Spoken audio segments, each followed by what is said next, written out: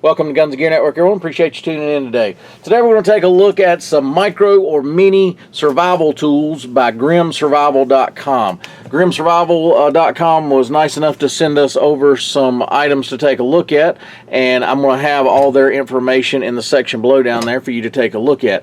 They specialize in these micro or mini survival tools that are either credit card shaped or dog tag style, and then they also do individual tools. But they also offer a monthly subscription, so if you want to do that, like you see in the other survival and prepping type kits, they have their own. It's $20 a month, pretty cheap. So if you want to go check that out at their website. So what do they have? Like I said, they have individual tools that you can buy, and these run about $5.89, and then the kits go up from there.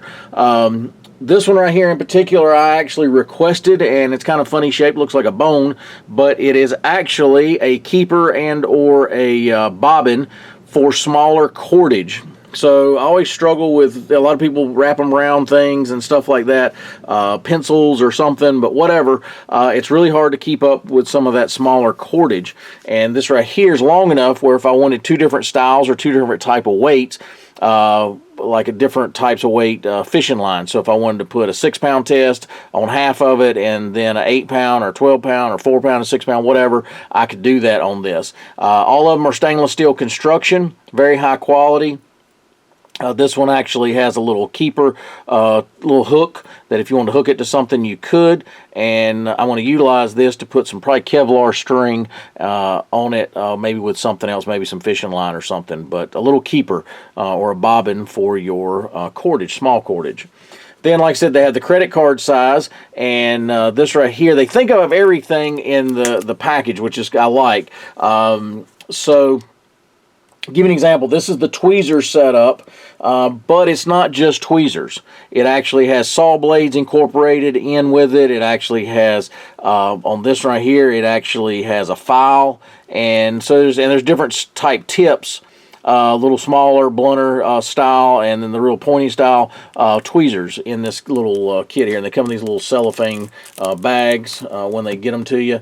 This one right here is the surf and turf. So this one has different types of items to be able to secure game for hunting and fishing, like spear fishing and so forth, like frog gigs, whatever. Now, the cool thing about their system, unlike other systems I've seen, these micro style, these credit cards, once you popped all the stuff off, you kind of had to keep up with all the loose pieces. They've kind of thought of everything, and they've made this little retainer system. So it's kind of like double stick tape, and I've already broke this one off, this one end over here. So you've got this piece here, and you've got this piece here, right?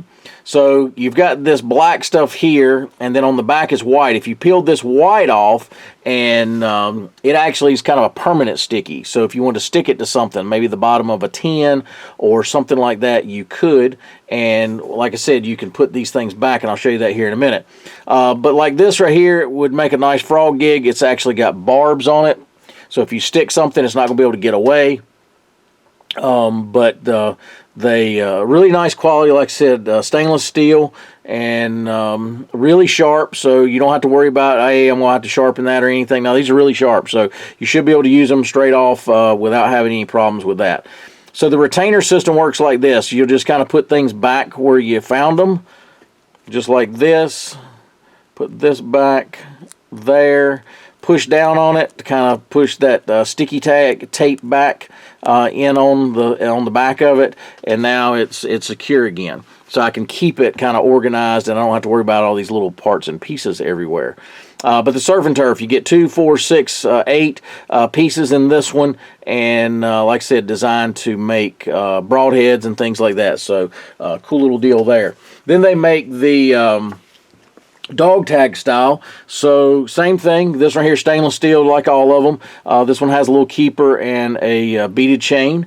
And if you look take this keeper off. So this one right here is called the first aid version. So this one right here has tweezers. It actually has a small suture, a medium suture, has a little saw blade on one side, and it also has a tick remover. So they try utilizing every bit of real estate on these items to give you a multitude of different style tools. So, like the tick keeper, I mean the tick remover, I'm not talking about the tweezers themselves. It's a little V-cut here in that allows you to scrape that thing off instead of trying to tweeze him off. You don't want to tweeze off the tick, because sometimes you'll pull off and leave the head or pieces of it in your skin that can still cause you problems. You don't want to do that. Also, just you could use this for removing bee stings. So if you have a stinger in you, you don't want to squeeze it, because you're going to push the poison that's in that little sac, more of it into your body. So you want to get down on the skin and then scrape it off instead of tweezing it off. Don't ever tweeze one off unless you can get down to the actual stinger itself, not the little, you'll see like a little sac on the end of it. That's the venom sac that's going to keep pumping out long after he's flew off and died, if you leave it on. So that's kind of the reason that you want to scrape those off. But this has that little scraper on it. So once you use it, you can just put it back in your keeper here. And again, double-sided tape, so if you pull things apart and want to reuse it, you can, and put it back into the dog tag style shape here. Put it all back together.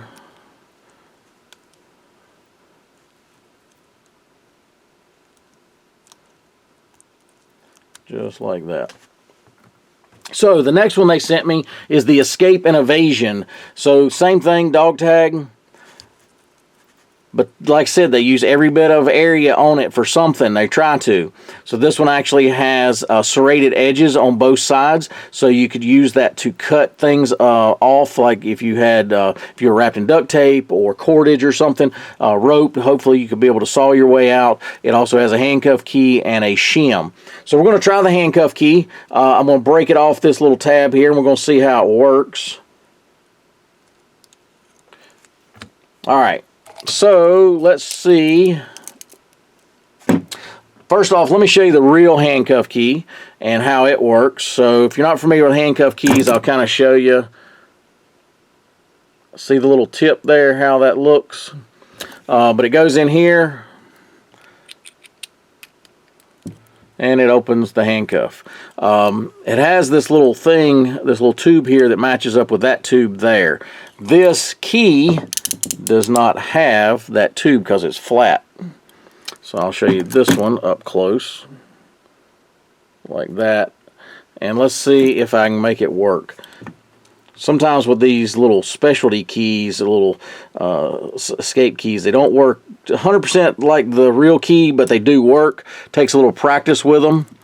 So stick it in, see if I can hit the spot. There we go. So what you're going to do is you're going to feel for it. If you've used keys, you can feel that release. And you just got to play with it, and I can feel it right there. Matter of fact, if you watch, I'll show you something. Well, let me do it this way. Pull it up. And if you watch this right here, watch, you can see when I hit the spot. You can see it fall. So, but yeah, it's a little handcuff key, and it works. And again, the double stick tape system that they have, put it back in the spot, push it down, and now I can take the little keeper and put it back. That key is nice and flat. If you want to take it off this and hide it somewhere else, you could, and you saw that it does actually work. But like that. So one other tool that they gave to me to try out, which was one I requested, they actually make this Cordage Maker, and it is a card, and it has this blade system, and what it's designed to do is make cordage out of 2-liter bottles. And I'll kind of show you that here in a second. One thing, if there's one negative I could say about any of this stuff, on this card here when I got it, the edge was pretty rough. So I just took a little sandpaper and made it smoother. But it was a little rough from the laser cutting when they did it. So just that's the only negative I've seen about all this. It did have a little rough edge to it that I just kind of knocked off the edge with some sandpaper, and I may have even took a little file to it. I can't remember. It's been about a week ago, but maybe I used a file and sandpaper. But either way, it knocked off the edge. So it has this little blade system here, and I'll be 100% honest with you. It works really well, and it makes cordage out of anything that's like a plastic bottle. So 2 liters or even the 20-ounce smaller bottles, I'm sure you could do that. The good thing I would like about this, cordage is very important in survival. You can do a lot of things with cordage. You can make stuff, you can obviously build shelters with it, and 2-liter bottles and just bottles in general are everywhere. So in a true survival situation where you might have run low on cordage, or you don't even want to use your good cordage to build some kind of shelter, why not use plastic bottles that are lying around? I mean, it's recycling, right? Which is kind of cool. So even in urban survivals, you know, or rural survival, there's probably plastic bottles somewhere that you're going to find. So a card like this would be pretty cool. Again, it's got these 2 screw things and this little blade, and I'll show you how it works. And I'll be honest with you, it was a struggle learning how to do it. Once I figured it out, it wasn't all that bad. It was pretty easy to do, actually, once you get it started and figured out. But this blade is sharp on this side. Now, they sent me this put together. You might get one that's not put together, so you have to figure that out. But so you have this like for a hanger if you want to hang it on something. And like I said, the blade is sharp on this side. So I've already got this one started, and that's the key, is getting it started. And what you're going to do is flip the card over down like this. And I'm going to go ahead and run this back through here where I got it started, and I'll show you what I'm doing. See this little in between those 2 screws? I'm going to go ahead and run this tag end all the way through and back down to my bottle where I had it going already. And I did that just to save on camera because, like I said, there was a learning curve with this. It took a little bit. Once I got it figured out, it was pretty easy to do. So again, the bottle is in between those 2 screws. Now, you may figure out a way to do it different, but this is the way I figured it out. And then you're going to hold it. I'm right-handed, so I'm going to hold the tag end with my right hand, and I'll show you my technique. So what I did was I kind of hold it against my body like this to kind of give it some, to make it steady. And then you're going to start pulling this, just like, well, it broke. You're going to start pulling it. And just keep pulling and pulling, just like that. If you get once you get it pulled and start pulling, it's actually pretty easy. It's when you stop that you have to kind of maybe pull it out and then push it again. But you don't want to break your cord. You want to try leaving the cord as long as possible. And I've seen this on video where other guys did it, and they were able to basically do a whole bottle.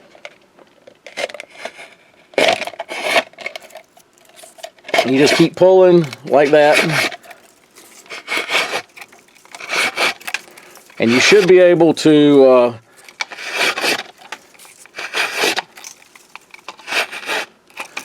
but I was kind of impressed with this tool here, and because again, cordage is so important in survival. And what I'm doing, if I get hung like that, I'm actually grabbing the bottle and I'm pushing to break that to get the thing to go through and start.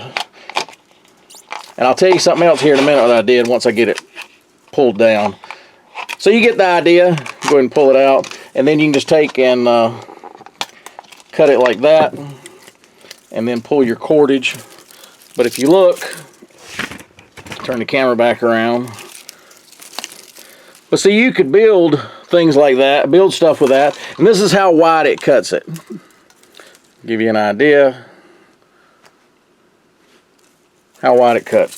So like I said, a little bit of a challenge, but it's doable and you can do it. One of the key features when you do this, when you I cut the bottom off, and the bottom of the bottle actually had like a little ring around it. I was able to, you know, kind of use as a guide. If you look right there, you can see where some of that ring is, and I just kind of went around the ring itself. But I used the ring as the guide to go around it and get it started. You want that edge to be as flat and smooth and even as possible around to get it started and to use it, because that way it'll kind of be even when you get started. Once you get it all going, it's fine.